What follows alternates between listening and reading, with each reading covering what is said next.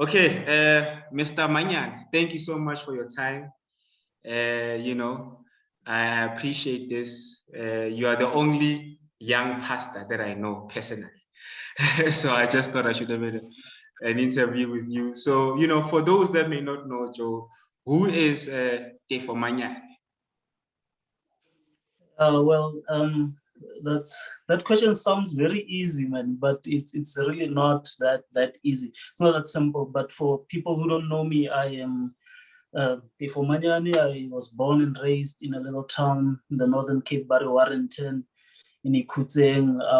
I'm the last born of two. I am a preacher. I'm a pastor in the Seventh-day Adventist Church. I'm a lover of outdoors. I'm a lover of people generally. I'm what they call an ambivert. Is that what they call them? The person that combines extrovert and a combination of an extrovert and an introvert. That's the person that I am. Depending on where I am, I'll be this, and So that's who I am. Tefo Manyane from Warrenton, a graduate of theology. I graduated with a degree in theology. So generally speaking, I speak for a living. Yeah. Okay. That's interesting, theology, but before we get to your degree, and studying and all that, like there must have been something that happened to you, that made you be like, or inspired you rather. When I say happened to you, I make it sound bad, for you to be a young black guy to be like, okay, you know what, I'm gonna be a preacher. What was that moment for you? I've been to the seminary and I heard a lot of people telling stories of how they got the call into the ministry. And a lot of the times I felt like I was not supposed to be there, because for me, there was nothing supernatural about me getting into the ministry. I was pastored at home by a few ministers who, some were young, some were old. And I just generally looked up to them. I'm a church boy. That's one thing I forgot to mention as who I am. I'm a church boy. So for me, getting into the ministry, there was nothing extraordinary that happened. I just happened to fall in love with it. I had no plans whatsoever. I got the call to ministry around grade 11. I was in boarding school. And at the boarding school that I was at, my denomination was not represented, that I did not even go to church for the period of time that I was there. So when I got the call into the ministry, I was also confused myself that, first of all, it's grade 11, I'm young, I'm around 17 then. And I had this urge, man. There was nothing supernatural about it. It was just an urge for me to get into the ministry, to preach the gospel, to serve God's people and serve God himself. So there was nothing really supernatural. I just felt the need to come into it. And it shocked me and surprised me as well, because like I'm saying, I was not attending my church as regular as I would have loved to.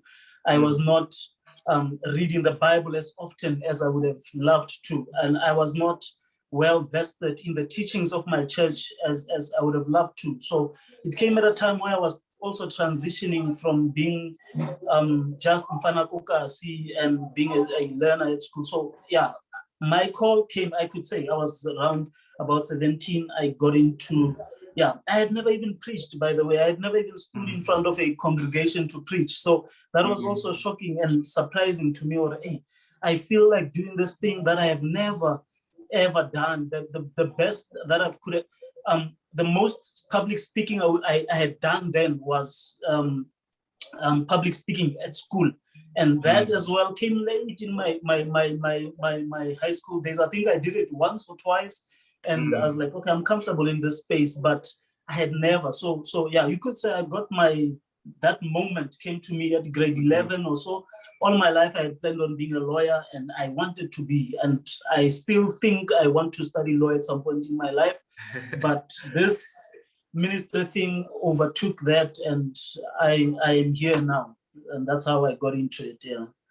Okay, that's interesting, man. Like a lot of young black kids always say either they wanted to be lawyers or doctors as kids, and then they end up doing something different.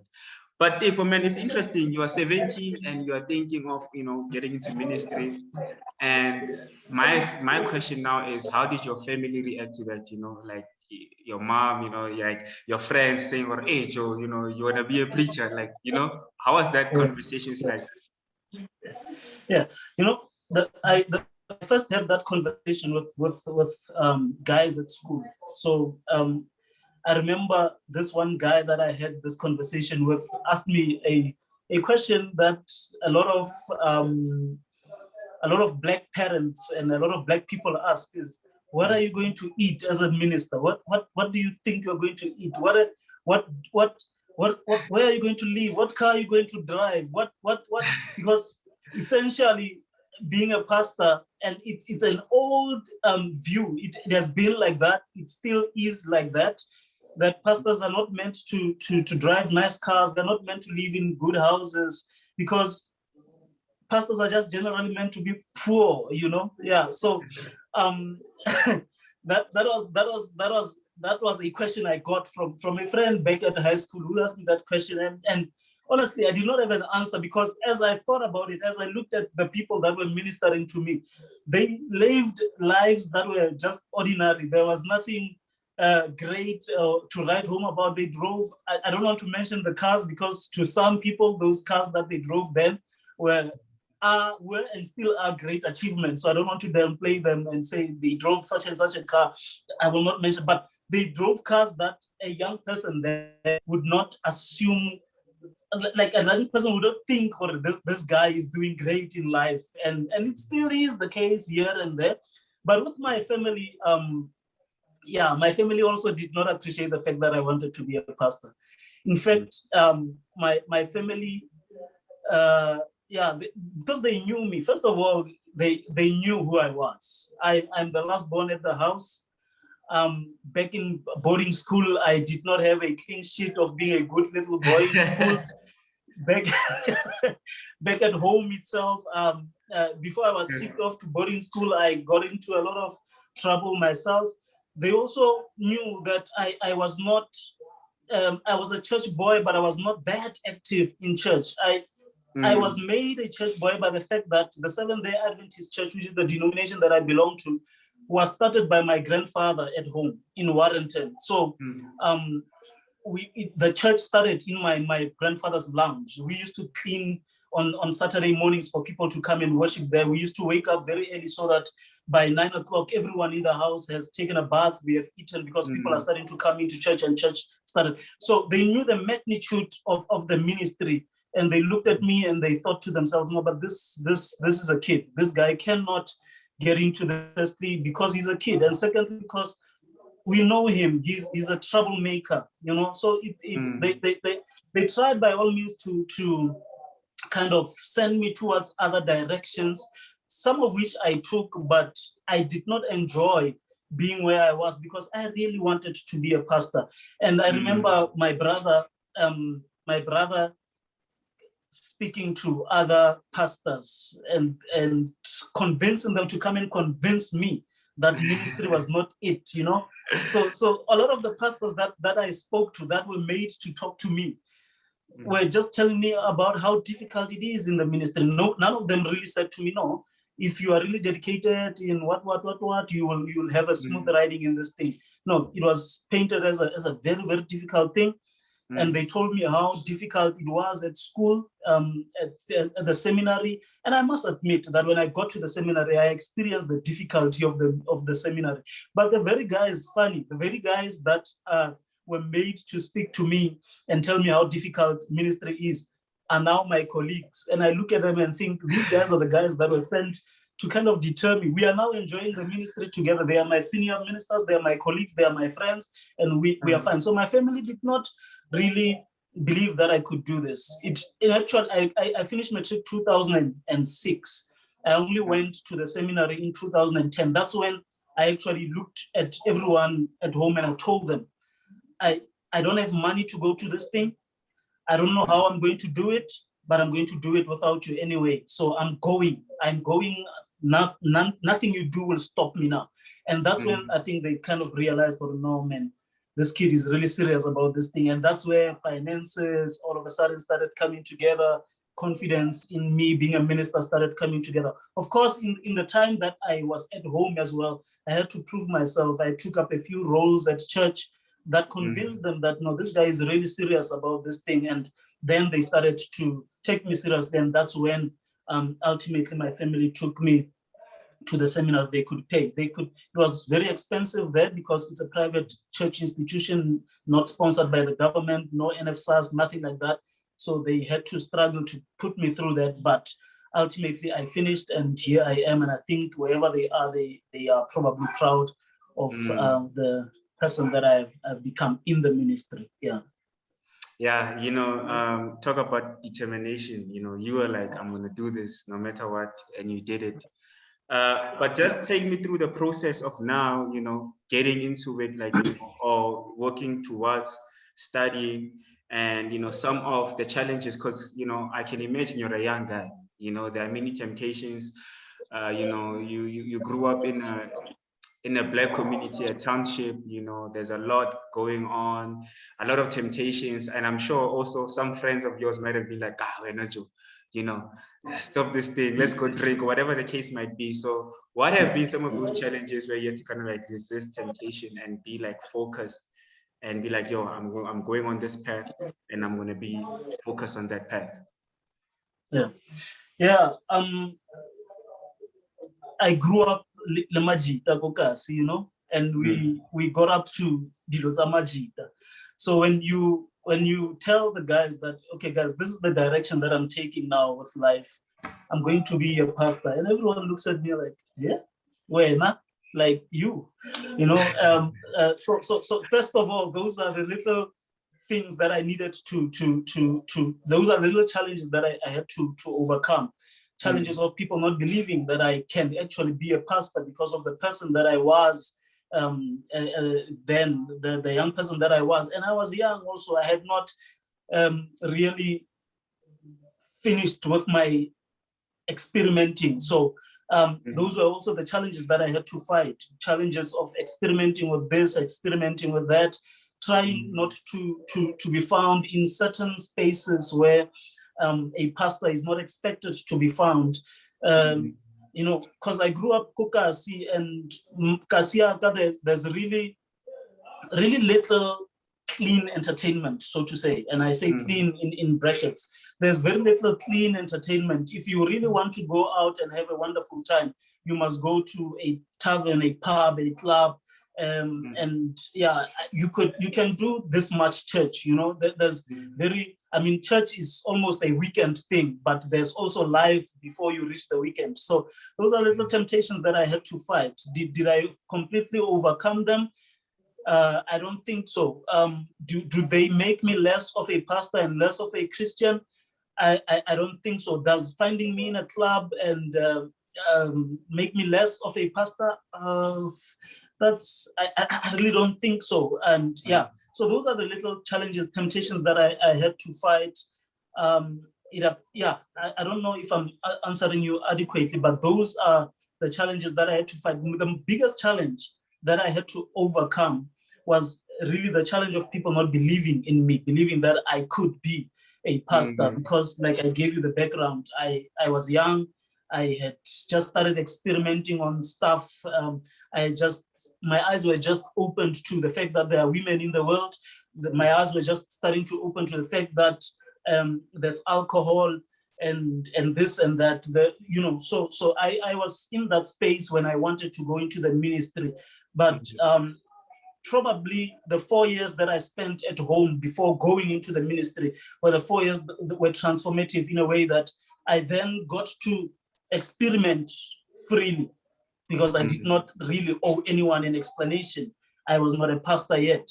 I could go to places and no one would ask me questions as to, you are also here, because I owed no one an explanation, so to say. So yeah, so those were the challenges that I faced. Let me say there were challenges of being a young person. I was just being a young person, doing what young people do, but I also had this thing in me that I have to be a moral compass of some sort, because I want to get into a space where going out and drinking and all these things were considered immoral and still are considered immoral and not supposed to be done by a Christian and so on. So those are the challenges that I faced, challenges of just being a young person and doing what the average young person does in society. Yeah. Yeah, no, man. You answered that question very, very well, say. I can imagine, bro, like your life, it sounds like, it's a lot of, like, I don't want to say controversy, but you have to prove yourself a lot. And also the institution that you are also getting into is also, a sort of like a protest, a movement. Correct me, you'll correct me where I'm wrong, because obviously, I'm speaking as an outsider. But your church is a church that chooses to go to church on Saturday instead of Sunday. And I know in the Christian community, it's a whole thing, right? It's a thing. And then, now you are done now convincing your friends, your family that, you know what, I really want to do this. Now you obviously have to go through, other challenges of now being young in the church and dealing with youth. And then now it's like, now it's you and the world now. Now your community accepted you. Now it's you and the world. So can you talk a bit about that? What is it like, Joe, to be like a Seventh-day Adventist leader? Oh, bruh, I won't lie to you. It's not easy. It really, really, really isn't easy. For people who don't know the Seventh-day Adventist Church, I would request that maybe they do a bit of research and not just face value, because a lot of people have assumed what Adventists are by just looking at us on a Saturday in a suit and a tie. These are the people that don't go to church on the day that we go. We have reasons for that. We have reasons for having an emphasis on health ministry. My church is very big on what goes into the body and how a person should live a healthy lifestyle. My church is also big on dress reform and stuff like that. That's just a lot. So being an Adventist leader is very difficult, particularly if you're going to be a young person like I am. Yeah. So it's difficult. It's easy to lead the church in principle. It's easy to hold up the church manual, because we have those, hold up a church manual and lead the church from the manual. But it's difficult to lead the church as a person.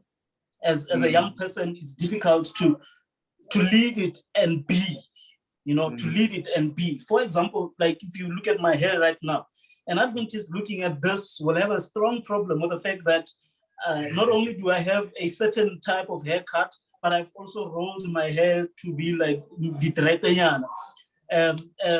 It's difficult to be a young person who leads the Adventist church.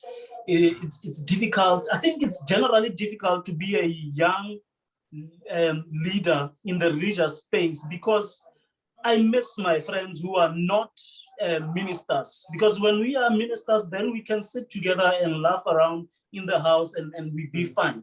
But where I come from, Warrenton, a vast majority of my friends are not Adventists. So for them, and the idea of hooking up is going to places where young people come together. And I go there. I will not lie and try and act like I don't go to places like those. I go to places like those, but my friends have learned to balance me out. We can go in, but we can only end there by the gate. Don't go in too far, because they also get irritated by the looks that I get when I get to such places and people asking me questions. Are you also here, Muruti? Are you also here, how pastor? Others go to the extent of saying this place is now blessed because we are drinking in the presence of a pastor. So it's difficult. It's difficult. I have to lose myself for the sake of the church. That is the honest truth. I have to lose a certain part of myself to be considered a good leader in the church. I've been in the ministry, full-time ministry now, in the employ of the church, so to say, for about 7 years. I am now ordained. I am now given a role that is called a district director, that is basically an overseer of a group of churches. So I have my own churches that I minister to, and then there's a colleague of mine that ministers to a certain group of churches, and those churches combined together then become my responsibility. Then I have to kind of supervise this other colleague of mine. So I'm given that role, and I'm expected to be a senior by ordination. I'm expected to be a senior minister. Although I am young, I'm expected to play the role of a senior minister who has to, when this guy is not doing well, must come in and correct and all that. So it's difficult. I lose myself. I honestly have to lose the young person that I'm. You must be an old man for people to really believe that you are a good and you are a good and outstanding minister. You must lose your youth, which is also contrary to what young people believe. Young people think that I'm probably a cool pastor because I'm wearing a t-shirt right now. A normal senior minister would have said, I'm going into a public space, I'm going to be interviewed, I must be in a suit and a tie. A young person would appreciate that, no, this guy is chilled, he's relaxed, he's wearing a shirt and a t-shirt, but their parents will think, this guy is not representing our church very well. And so there's that power balance that I struggle with. But generally, I'm okay, but yeah, it's difficult. It's difficult being a leader in the Seventh-day Adventist Church that has its own ways of doing things, its own rules, and its own expectations of a pastor. It's quite heavy. But 7 years later, I'm still here. I guess I've been able to balance out whatever the expectations of the people may be, the expectations of the young, the expectations of the old, and even myself as a young person, and as to how I live my life. I think I've been able to balance all that, and I'm okay. I'm doing fine. I suspect I'm doing fine. Yeah. You know, I can just imagine your world, man. It must be difficult, but also very fulfilling. My next question is like, okay, so now you are here, and obviously, like, you know, there are certain traditions of the church, and there are certain things that are done a certain way, and then now I can imagine there must be other people as well with young blood. And are there certain things in the church that you want to change? And but my question really is, what is the future rather of a religious young person in Africa? Do you think like 10, 20 years from now, we will still have, like, you know, a very strong religious base in Africa, or would people, you know, move into a different direction? Like, you know, so you being there every day, seeing the trends, seeing where young people are going, you know, what do you think is the future of a religious Black person, or African rather, moving forward? Okay. From where I stand, I believe that religion will always be there, particularly Christianity. It will live throughout the ages, but it will not be what it is now, and it will not be what it was in the past. I'm seeing a lot of young people really starting to ask questions that make the church itself uncomfortable, but the church has to answer. So I'm saying that we will have a church, we will have a Christian church, but it will not be what it is right now. The church will always be there, but it will be different. Young people are asking questions about the nature of Jesus. Was he black? Was he white? And we need answers to those. They may be immaterial to other people, but they are of material importance to young people. And I think answers to those questions will keep young people in the church. Other young people have decided what the pigmentation of Jesus was, and other young people have decided what church should be, and they have done what they do what they think church should be. So church will always be there, but it will not be what it is. And I think the biggest struggle right now would be for our senior ministers, and even for us as young ministers, to prepare for the change that's coming, because church will not always be what it is. It's going to change, and it's changing rapidly. I mean, if you check out what church used to be in the United States and what church is right now in the United States, you will realize that, no, man, church is changing. Our African Orthodox churches are are not changing as quick as they should, but they are not what they used to be. What your mother used to attend church for has become different right now.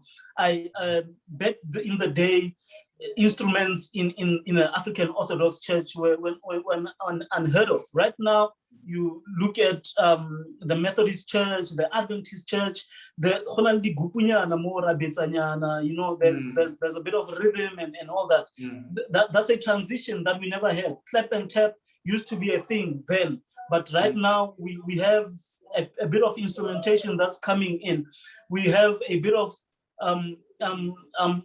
in my church right now, the minimum requirements for a Seventh-day Adventist pastor, minimum requirements is a degree in theology. The church is also now starting to be a bit more learned. So the church is going to change. I believe it's going to change. It's going to change and take the shape of the current society. It will change and be much more learned. What I would like to change about the church right now is the general view that has been created by other ministers that the church is a money-making scheme. I wish that would change. I don't know how I'm going to change that, but I wish it would change. I wish practices of these practices that we start to see that are coming up, where people are eating grass, drinking petrol, and all these things. That's not the nature of the church. That's not what church stands for. We hear the church has over the years become a hub of abuse. We see it on the news. Women are being abused by people of influence, people of power. I wish that the church could change and be a safe space for that. But I see it going towards that direction, because had it not been changing, a lot of people would still be quiet about the abuses that they enjoy in the This is not right.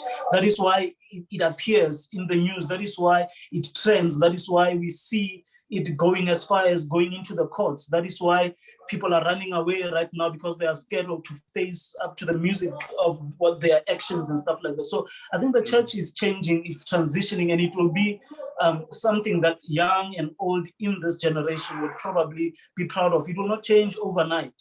It will not change overnight, but it will change. Another thing that I would like to change, I would like to see church not being a hub for lazy people who want to go and pray for success, but being a place where people are encouraged to go and use their brains and their hands to work.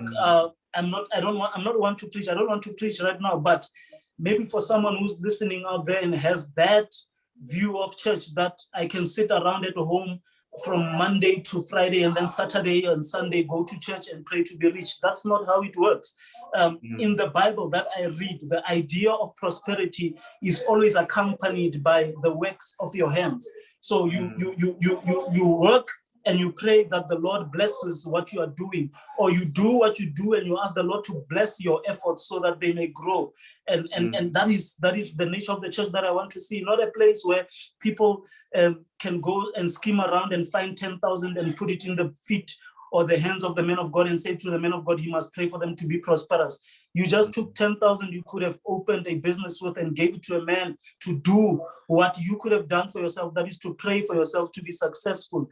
Take that 10,000, open a business, and then pray about the business for it to grow. So those are the little things that people have misconstrued church to be a place of miracles and show where you just come as a lazy person, sit around and pray, and all of a sudden God will make you rich. God does not make people rich. God gives people the power to be rich. He does not just throw things on you, but he gives you the ability to be rich. I think I'm quoting a Bible verse somewhere in Deuteronomy chapter 8, I'm not mistaken, but he gives you the ability to be rich. He does not give you riches, but he gives you hands, he gives you ideas, he gives you a vision, he gives you lips to speak, it gives you feet to carry you to business meetings, he gives you eyes to see there's a gap, ears to listen out to what people need, and you to fill up the spaces where there is. That's what God gives you, and he prospers the works of your hands. God does not just give you and you are just sitting there doing nothing. So those are the little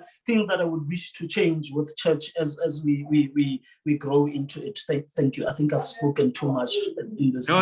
You know what? I appreciate your answers, because you leave me speechless because you answer everything. and I really appreciate it. And I know, obviously talking to you as a pastor and the topic that we're talking about, we can talk for hours and hours and hours. But I just, just wanted to catch up with you on that. That was actually my last question. Hence I asked you, like, what's the future looking like, which is a very important question. So and you obviously answered that question.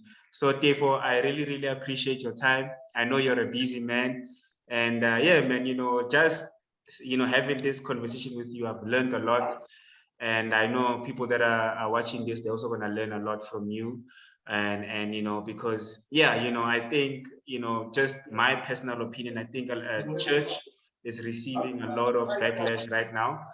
And there's a lot of negative things that are happening. We see it all over without mentioning people's names. And yeah, I think it's important for us to just balance things up in these type of communities. So yeah, man, thank you so much. Is there anything else that I might have missed that you want to add? Maybe you are releasing a church album or a young gospel song or whatever. No, nothing of that nature. At the moment, I'm just trying to better myself in the ministry, to serve God's people faithfully, and not to be an embarrassment to my church, and not to be an embarrassment to my family and friends, and just try to keep things together and see how far I can go with the ministry of trying to encourage people, young people, to build characters, to just generally push people towards the right direction. Not to say those that are not doing what I'm telling them to do are in the wrong direction, but just to, just have a morally stable society that tries its best also to live up to the standards of humanity, not even standards of Christianity, just standards of humanity, standards of Ubuntu. Stop stealing from the poor, stop ignoring the poor. And stuff like that. That's just what I'm about at the moment, to encourage young people to take their lives very seriously and to take their mental health and all these things. Just take yourselves seriously and work hard, and the Lord will bless your efforts and things will go well with you, man. Okay, I know. Thank you, Siyabonga, Baba. Thank you, sir. Thanks, man.